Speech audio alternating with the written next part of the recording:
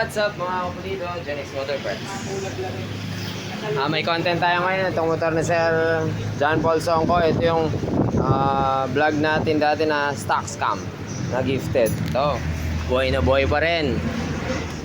59 big bulb na stock scam. So yan, kasama rin natin nagbigan yan. Buhay pa, okay pa, wala pang kayod.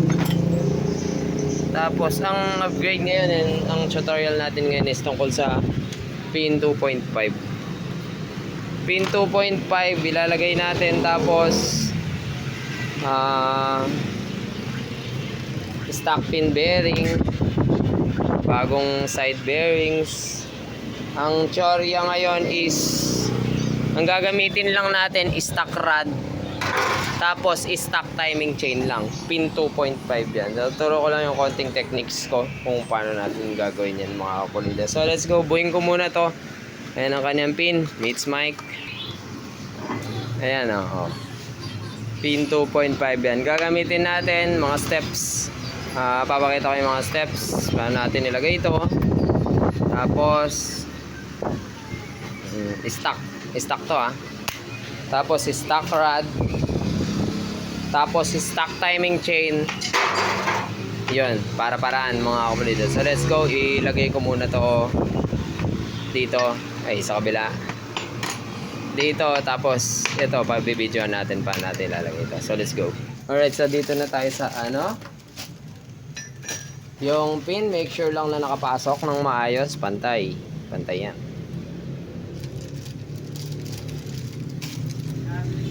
Tapos dito na tayo sa paano natin nilalagay yung stock pin bearing dito sa 2.5. Mataas yan, no? So hanggat di lumalampas yung lift ng pin dito sa bearing, pwede mong gamitan ng stock. Pag lumampas yan like 4, pin 4, ala na yun, di na pwedeng ipasok yun mga kapulido. So itong 2.5 yan, siguro may clearance pa siyang 1. So pwede pa siya hanggang 3.5. Kung titignan susukate mo to. Tansya ko lang pero yun nga, 3.5. Medyo pasok pa. Pin 4, hindi na siya. Biyak bearing ka na talaga dun. So yun. Ang next step lang na gagawin ko is tatanggalin ko lang tong mga bala. Ay, bulitas. Ayan. Dali lang oh. Madali siyang idaan sa likod. Kung mahirap yung pabalik, dito siya sa harap dadaan. Kita ba kahit malayo? Dumi yata yung camera natin. So alright.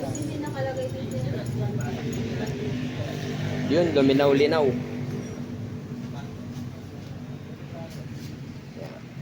Yan. Para inyong makita. Madali nang tanggalin yan. Ganyan lang. Huwag ka lang makawala. Dahil pag nakawala ka, awit ka. Bili ka ng bayong bearing. So try muna natin dito ang kalahati. Try natin kung papasok.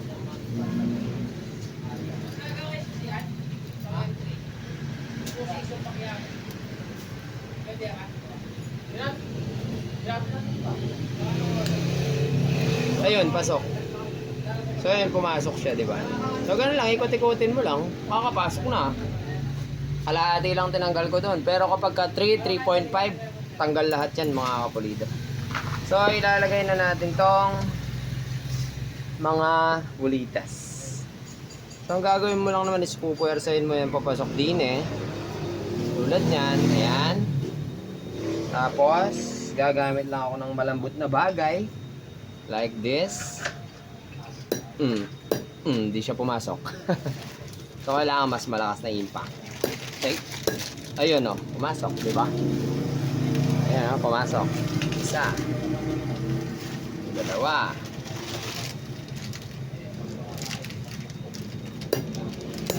Ayun. Tatlo.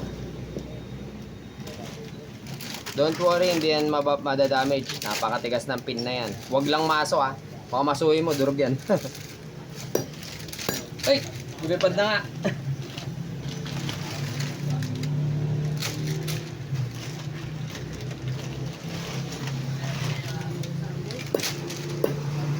Ayun, pasok. Ano yung? Amoy ng interior.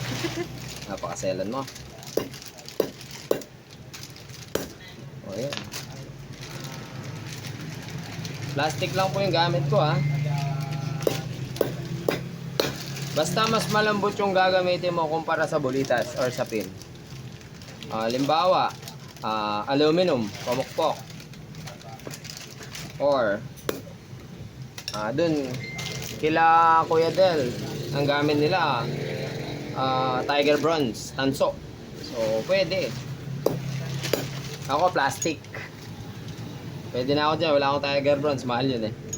Ang Tiger Bronze po ay ito. Ayan, yung tansong yan. Ayan, Tiger Bronze yan. Matigas na klaseng tanso. Yun, no?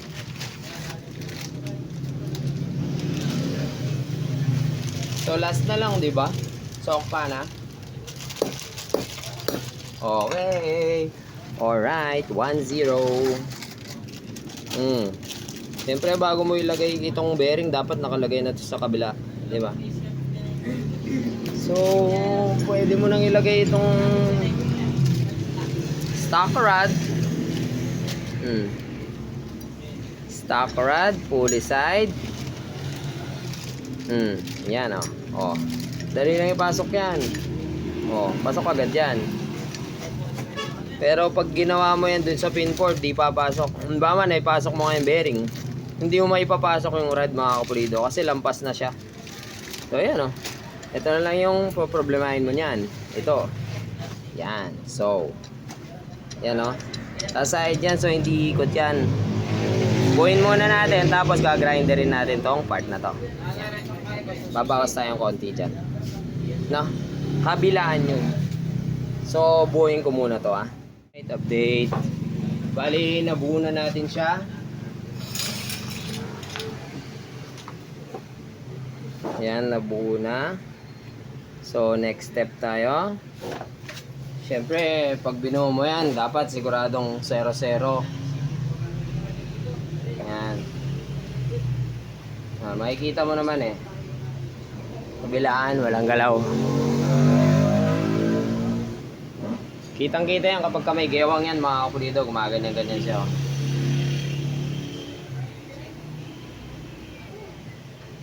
Yan, so 0-0 alignment. As tips, yung sukat ng ating sigunyal ay 45.6. Yan, yung lapad. Yung niya, clearance. Hindi. Basta yung niya, 45.6 para pag sumobra ka ng pasok, magsa-sideways siya. Pag nakulang ka naman, may naman to, may alog siya dito. Tapos, pag sinara mo yung crankshell, problema ka doon, maiipit yung sigunyal, so hindi siya iikot. To standard 45.5, 45.6, yun, okay ka na doon, mga kapulido. So, next step tayo. Yan.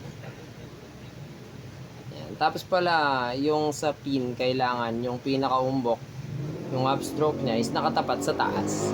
Pero lang, kung magda-downstroke ka, bakit mo gagawin yun? Downstroke instead upstroke. O, kanya-kanyang trip yan. Kasi yung ako lang, hindi ko gagawin yung downstroke. Kasi hindi naman ako karerista.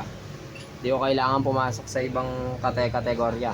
So instead, magda-downstroke ako, mag-upstroke ako, at tataas pa yung sisikod, mas malakas. Next, yung ating butas. Ayan ang butas, hindi dito. May pinagpagawa na ako nun nung di ako bumubuo ng sigunyal. Palpak. Ang ginawa, yung sarado dito, nandito yung butas. Awit gar! So no choice ako, hindi ako marunong gumawa ng sigunyal. Ang ginawa ko, binunot ko tong takip. Nilipat. Yung takip na to, na nandito, binunot ko, nilipat ko dito. Tsaka ako winelding, so all goods naman siya hanggang ngayon. Yun lang, kailangan kapag ka nagpapagawa kang sigunyal, kailangan doon ka sa siguradong trusted. Kasi hindi po biro ang magbiyak. Next ito, syempre, kailangan mong gawin yan. Sa stock rod, pin 2.5. Ganito na lang, sir. Pag di mo tinabas yan, di mo mapapaikot ang rod. Yan. Yan. Yun, no? Zoom pa natin. So, kailangan may clearance ka dyan, at least 0.5. Pero kahit 1 mm, pwede pa eh. Yan. Yan, okay. Next, ituturo ko naman at i-share sa inyo. Okay na yan, di ba? Okay na tayo dyan. Yung kabila. Yung kabilang problema naman. So, pasok na tayo dito sa pinakababa. Dito sa pangalawas taas. Pasok na tayo. Dito tayo sa piston, mga kapulido. Pag itong piston, kunwari, MTK, JBT, MP, Hachi, Mutaro, iisa yung piston yan. Iisang klase. So pag ito pinlug and play mo, hindi pwede.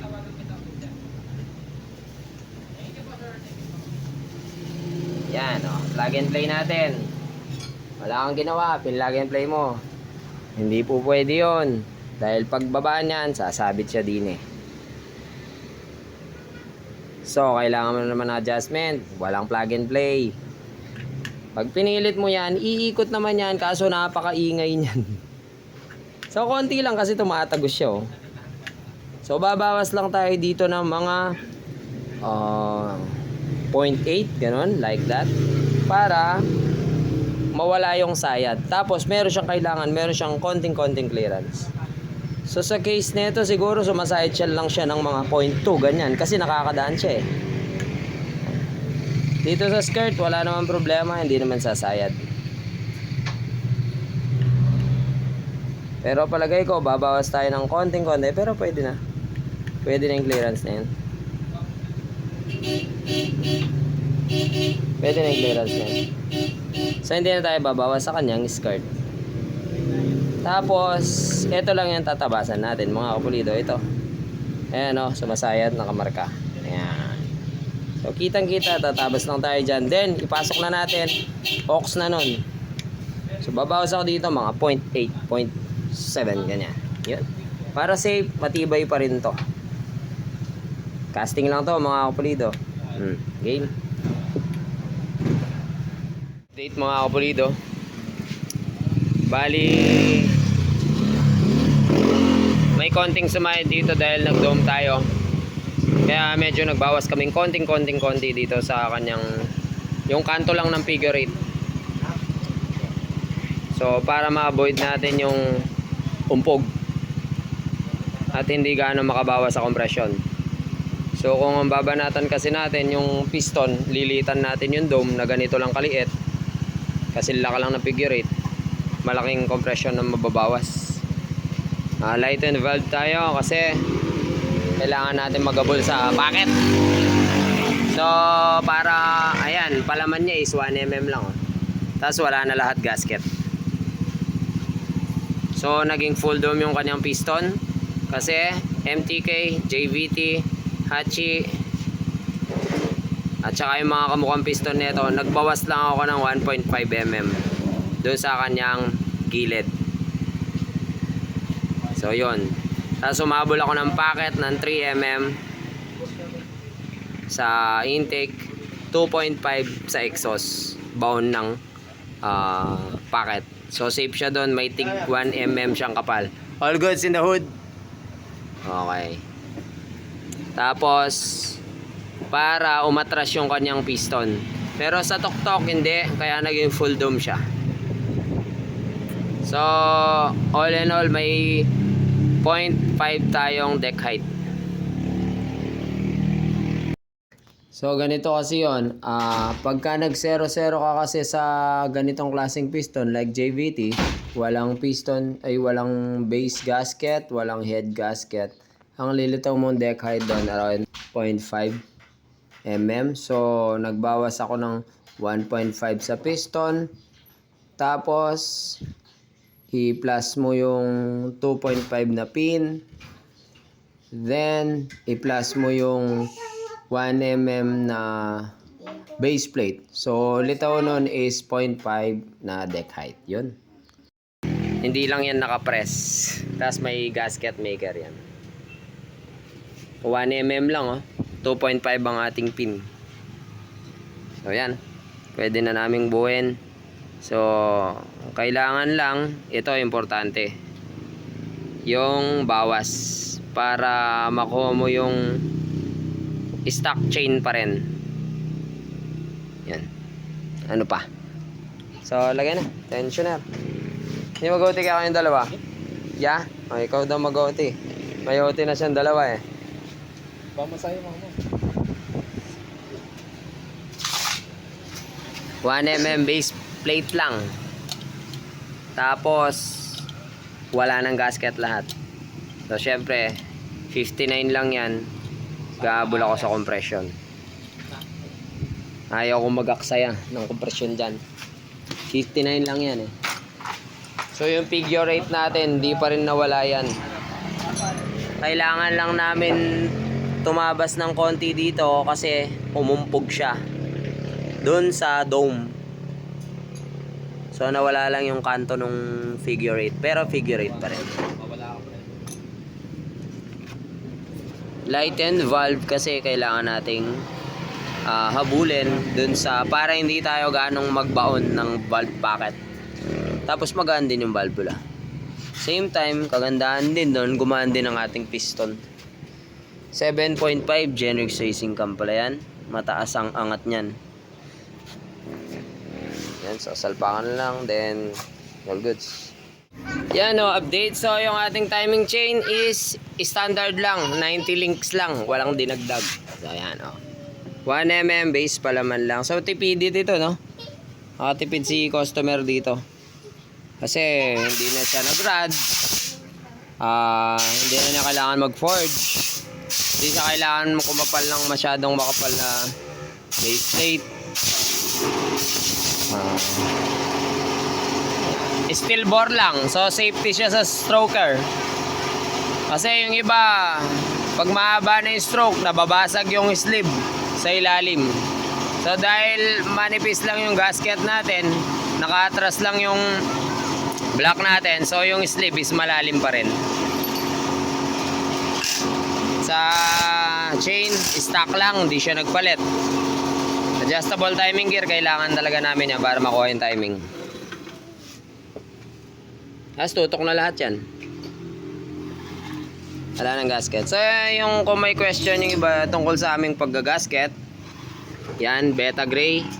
Beta gray, walang plate, walang papel.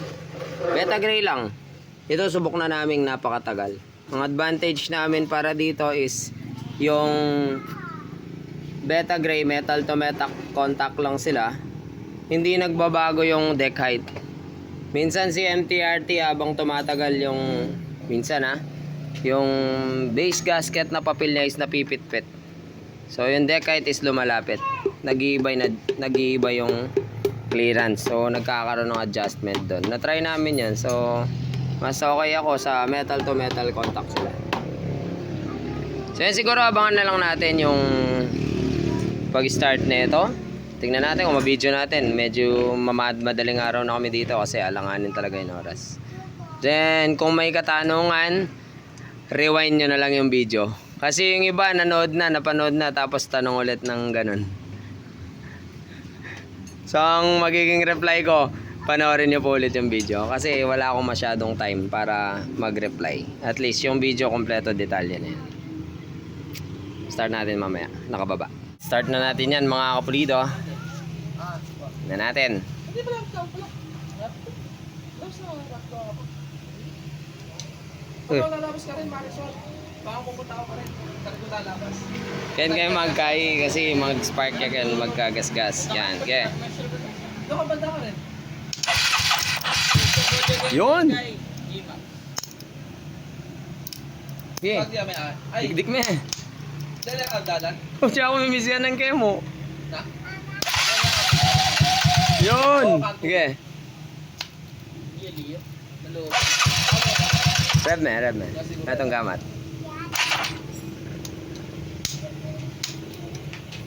Sige, sisiklab yan. Intersection. Sakit na. 7-Eleven. Musing ka. Saging dito. Yan mo kanyan. Ewan rin. Sige. Diretso yan.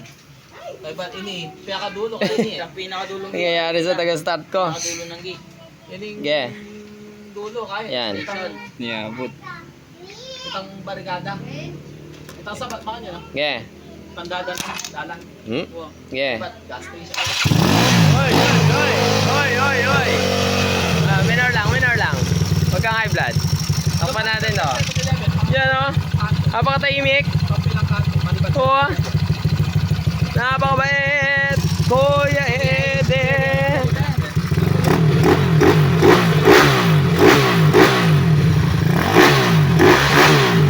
Yan, alright. Walang tukod. Wala kami narinig na lagotok. So, lagay na natin yan sa kanyang chassis. Alright, ito test drive lang na may-ari. 1K Springs straight 9 bola. Last try din natin i-top speed mamaya. 700 meters lang. Wala tayo lagat ng bola, no?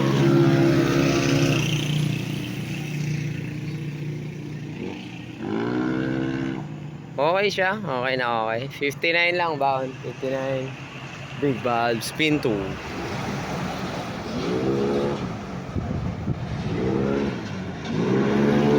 Hello, grabe ugong. Sarap umugong, ha. Try nga natin mga kapulido. Ano, pitik-pitikin lang natin.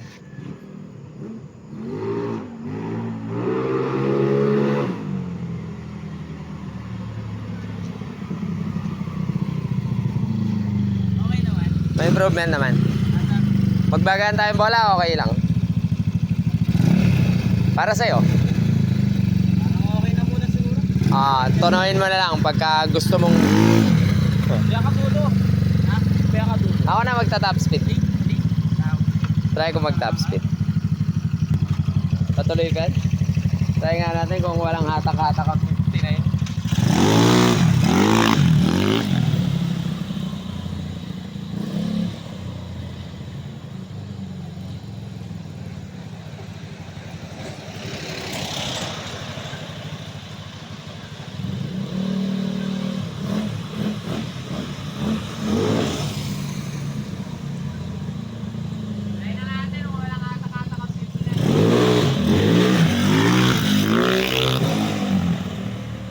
Walang hatak-hatak, repack agad. Yung front shock.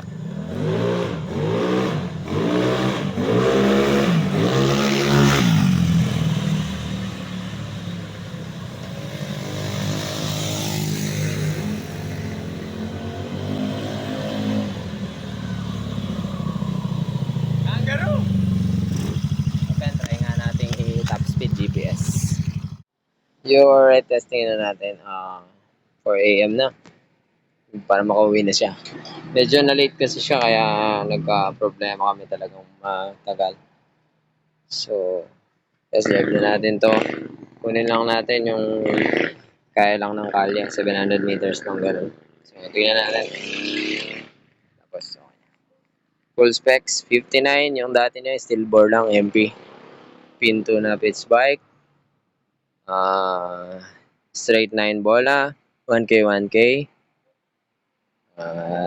Springs. 28mm carb. Stock manifold. Port ko lang. Yun. Head MTRT 25. Let's go. Stock CDI.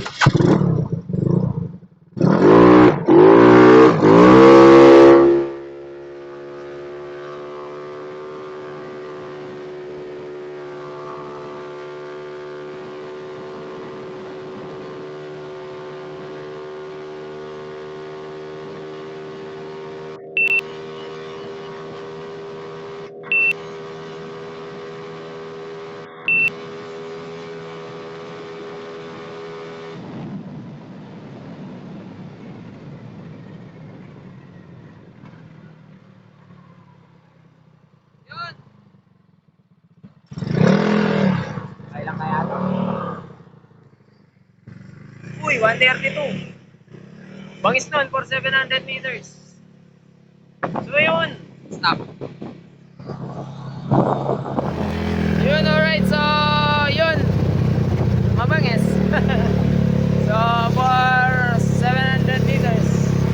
Ewan ko, hindi ko pala na-check. So, yun. Yun po yung naging result ng ating video sa pag-build natin ng makina. Akala ko nagbi-video kayo. 132. Siya, matapang yan. 132. 700 meters. Malakas ah. So yun, salamat po sa panonood. Puyat na kami, sobra. Mamaya mag-open pa kami alas 12 kasi punta kami Baguio. Salamat po sa panonood. Patuloy po supportahan. Mas Mascareñas Genix TV. Hanggang sa muli natin pagkikita. Paalam.